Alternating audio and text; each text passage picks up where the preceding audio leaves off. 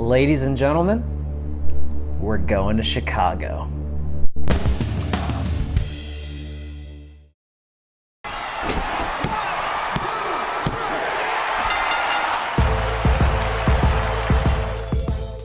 Marks, smarks, and shills all over the world. Welcome to the latest indie update here at ThoughtsFromTheBench.com. I am your master of ceremonies, the indie darling. And in case my incredible intro didn't prove it enough, we're going to Chicago, people! That's right, Saturday, September 1st at Hoffman Estates, Illinois at the Sears Center. The biggest independent professional wrestling show probably in history, and also the most important as well, will be going down at the All In event.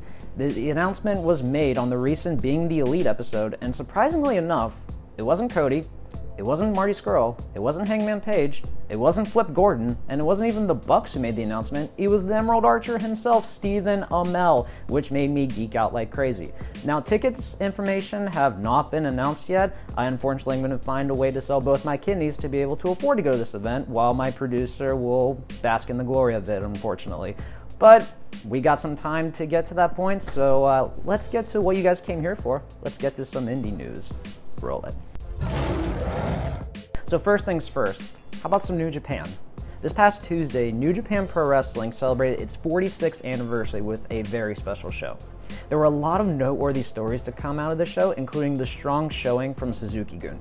Not only did their leader Minoru Suzuki successfully defend his IWGP Intercontinental Championship against Togi Makabe in a very hard-hitting affair, but his fellow subordinates added more gold to the stable. The team of El Desperado and Yoshinobu Kanemaru were able to claim the IWGP Junior Tag Team Championships in a very fun three-way contest with Roppongi 3K and LIJ members Bushi and Hiromu Takahashi.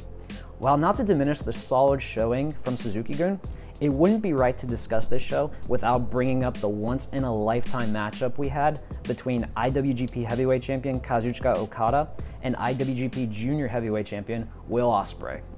I honestly cannot explain how great this matchup was.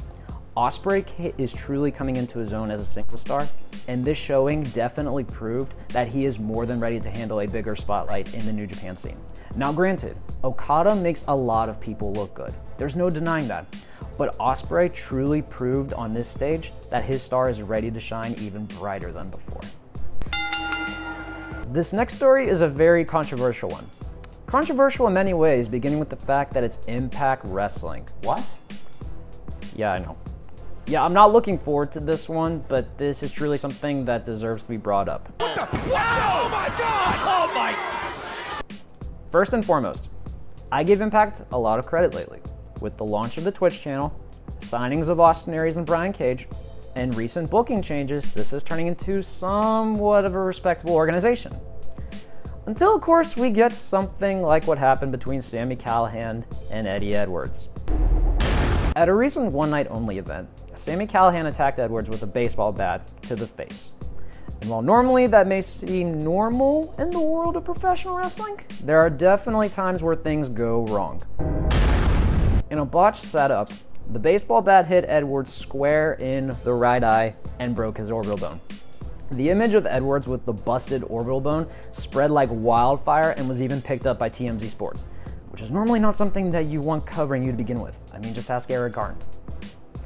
However, what makes this story truly intriguing is that Callihan, in something we normally don't see because of the PG era, he's continuing to no-sell the incident. What do I mean?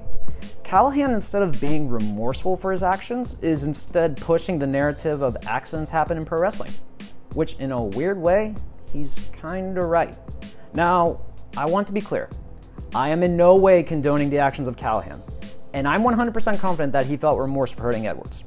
However, in a time where kayfabe is hard to keep alive and well, Callihan is truly showing that it is possible to keep the show of professional wrestling alive and well. Oh, and before I forget, Impact Wrestling. And finally, this story is something that I truly find inspirational. Last week, I mentioned the name Katsuyori Shibata in my New Japan Cup preview. Shibata was last year's New Japan Cup winner and proceeded to challenge Okada in April for the Heavyweight Championship. Naturally, Shibata was defeated, but the story doesn't end there. After the match, Shibata collapsed backstage and was revealed to have suffered a subdural hematoma on a botched headbutt during the match. Shibata was immediately rushed to the hospital, where he also suffered partial paralysis in the right side of his body. It was clear from this point on that the former never openweight champion would never wrestle again. 6 months later, during the G1 finals, Shibata made an emotional return to New Japan and made the proclamation that simply, he was alive. The reason I bring this up is because this past week, it was announced that Shibata would become the head trainer of the LA Dojo for New Japan Pro Wrestling, and paired with the assistant trainer, Scorpio Sky. Stories like these are a reminder that while we are entertained by what we see in the ring, it's the health of these individuals that are truly something we sometimes take for granted. Shibata's story is a reminder that while a career can be cut short at any time, life doesn't always end in the squared circle. And if you thought the talent in Japan was good, just wait until we get the first graduates from Shibata himself.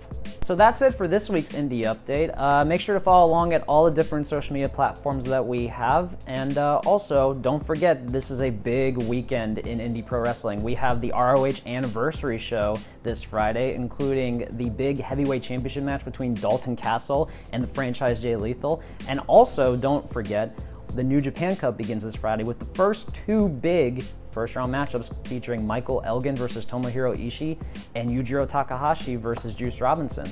So this is going to be an action-packed weekend, and all I can say is I can't wait to see what's going forward. And Hey, Indy, you know what happens when you leave Chris Jericho off the Indie Update? You know what happens when the last real professional wrestler gets left off the Indie Update? You just made the list!